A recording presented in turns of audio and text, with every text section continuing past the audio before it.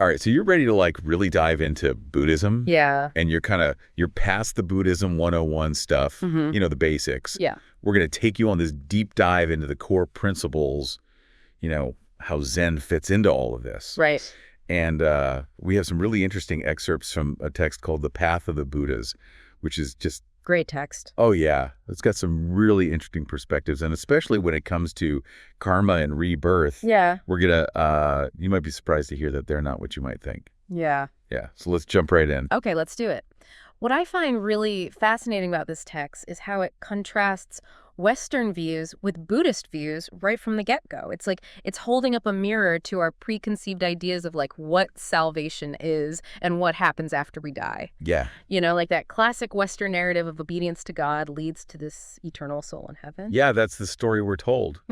But the path of the Buddhas, it flips that entirely. It suggests like a different kind of liberation, not like reaching a certain realm or anything. Exactly. It's not so much about an afterlife. It's more about understanding the nature of suffering in this life and how to break free from that cycle of rebirth. And that's where this idea of karma comes into play. Yeah, and karma, I mean, that's a term that gets thrown around a lot. Oh, yeah. It's kind of lost in translation, oversimplified. Misrepresented. Yeah.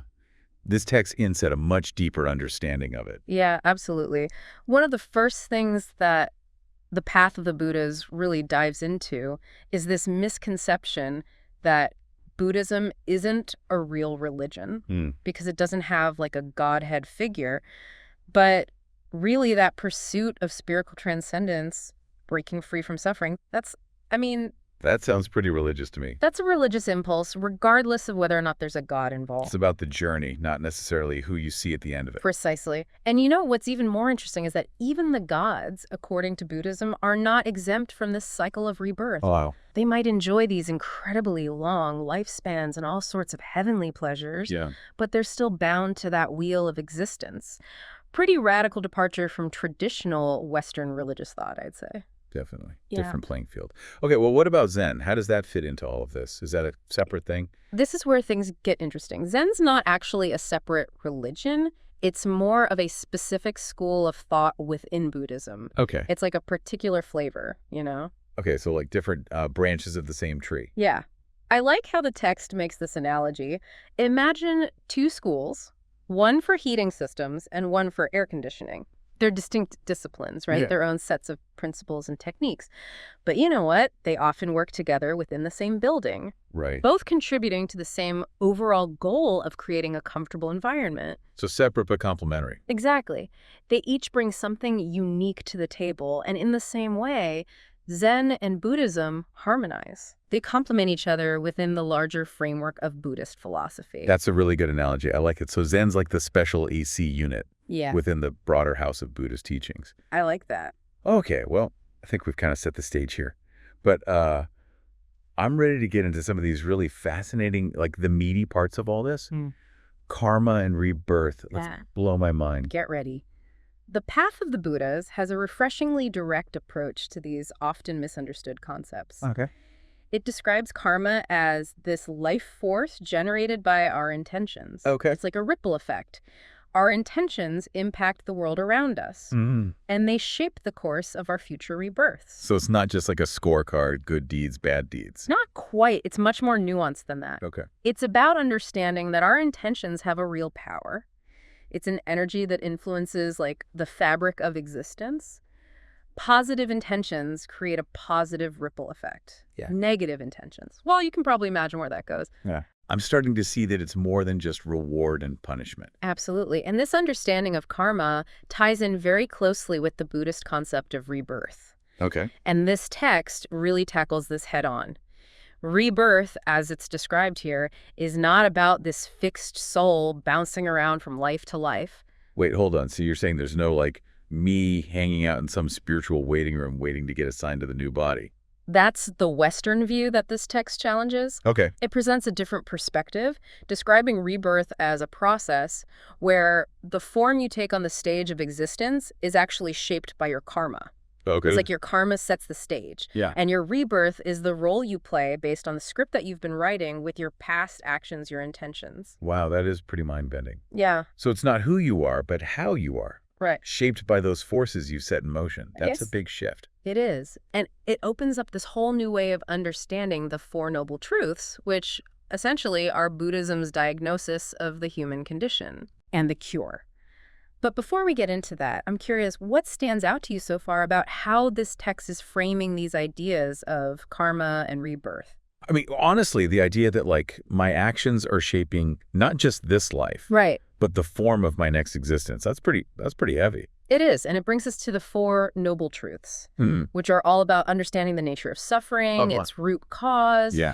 and then the possibility of liberation. These truths, they form the bedrock of Buddhist philosophy. Okay, so let's unpack these. The first one, the truth of suffering. It sounds a little bit bleak. Yeah. Is Buddhism just about accepting that life is, a bummer? Not at all. It's more about acknowledging the reality that suffering is kind of like baked into existence. Okay. The text doesn't really sugarcoat it. It's pretty direct. It says, if you exist, you know suffering. Wow. And this is true for everyone, even the gods in their heavenly realms. Oh, wow. So it's not just the big obvious things, like Right. physical pain or losing someone you love. Yeah. There's something more pervasive. It's about recognizing that things like clinging to things, Yeah. craving permanence, Mm-hmm. resisting change, they're kind of recipes for disappointment. Right. And ultimately suffering, this inherent kind of unsatisfactoriness, Mm-hmm. it's woven into like existence itself. Makes sense. We're always striving for something, never quite content with what we have. That's the human condition in a nutshell. Yeah. And the second noble truth, the truth of the cause of suffering, points to this attachment as the root cause, this constant chasing after satisfaction, Yeah. getting caught up in that cycle of craving and clinging. Yeah, like you're running on a treadmill. Yeah. You're working hard, but not getting anywhere. Exactly. But is Buddhism saying then that we should just like deny ourselves all pleasure and live a life of deprivation? Yeah, is that it? No, not necessarily. It's not about denying pleasure altogether. It's more about recognizing the difference between healthy enjoyment Okay. and the kind of cling that creates that suffering, changing our relationship with desire, understanding that it's fleeting. So like finding that middle path Precisely. between the two extremes. Right. And this brings us to the third noble truth, the truth of the cessation of suffering, which offers a glimmer of hope. Okay, good. It suggests there's a way to end the cycle, Right. to extinguish the flames of desire and clinging. How do we do that? The text uses the analogy of putting out a fire.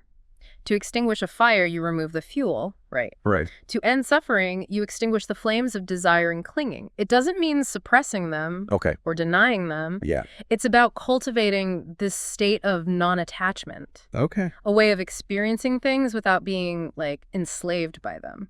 That sounds very difficult, but also kind of liberating at the same time. But how do we even begin to do that? Well, that's where the fourth noble truth comes in, the truth of the path. Okay. This truth points to the Eightfold Path, which is essentially Buddhism's practical guide to liberation. Okay. The Eightfold Path.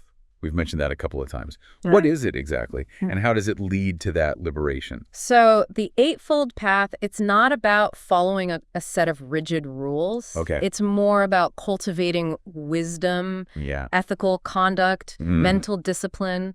It's a toolkit for transforming yourself, Okay. a way of life that kind of guides you towards this greater understanding. So it's active, Absolutely. not just a passive belief system. Yes. Okay. And this text does a really great job of breaking down each of the steps of the Eightfold Path Yeah. in a way that's really clear and concise. We have right view, which is all about understanding and accepting the Four Noble Truths Okay. that we've been talking about. Then there's right resolve, which is about cultivating this deep motivation to really walk this path Okay. and make a real change. So understanding the problem Yes. and then committing to the solution. Exactly. Then comes right speech, which is all about using your words skillfully Okay. and kindly, recognizing that words have power. Yeah, they do. They can create harmony or discord. I mean, words can definitely create a lot of suffering. Oh, yeah. For ourselves and others. That's why right speech is so important. Then we have right conduct, which involves acting ethically, Okay. avoiding actions that cause harm. This includes the classic precepts like refraining from killing, stealing, and harmful sexual behavior. So aligning your actions with your values, minimizing suffering. Exactly. And then the fifth step is right livelihood, Okay. which takes this ethical awareness a step further. It encourages us to earn a living in a way that doesn't contribute to harm. Okay.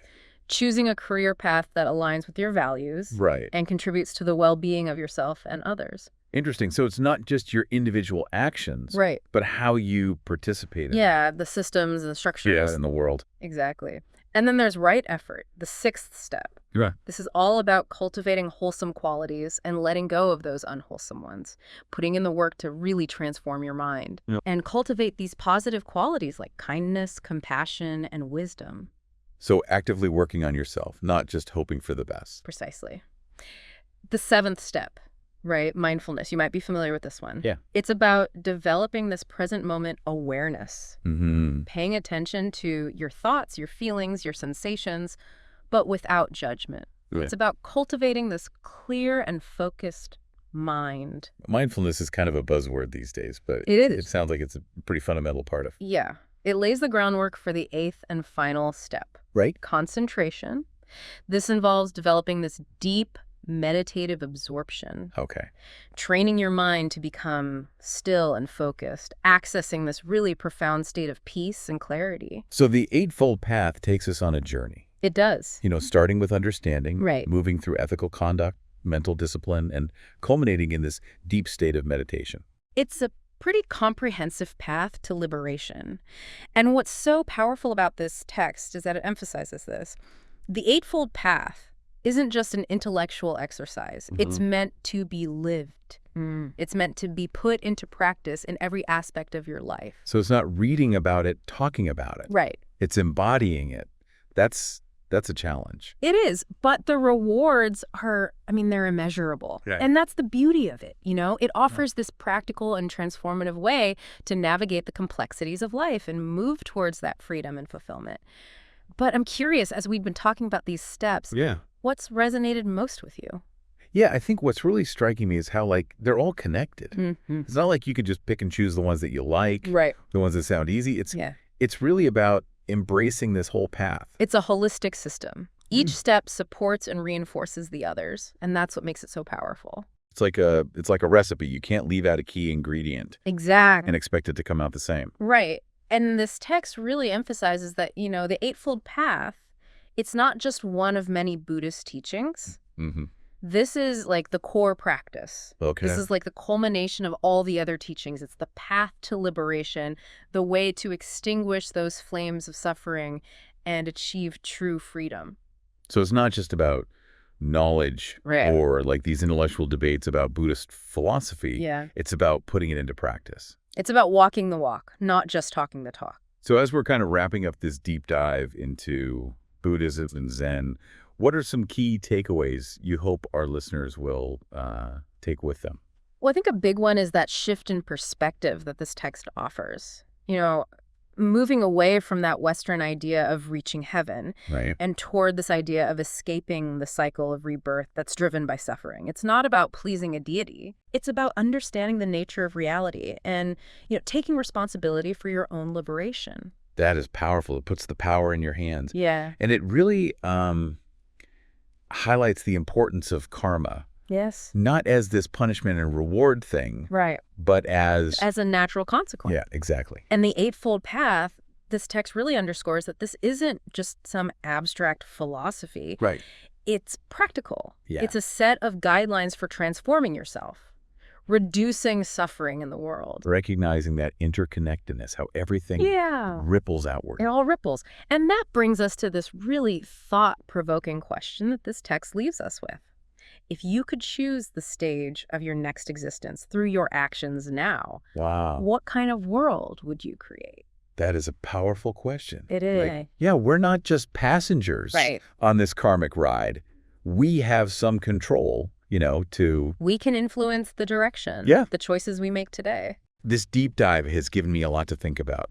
And I Yeah. feel like we've only just, Yeah. kind of scratched the surface. The surface of this vast and profound philosophy. Yeah, But hopefully this has sparked your curiosity Yeah. and inspired you to delve a little deeper. absolutely. And if you are intrigued by what we've talked about today, there's a whole world of Buddhist wisdom out there. Oh, yeah. So, happy exploring. Happy exploring.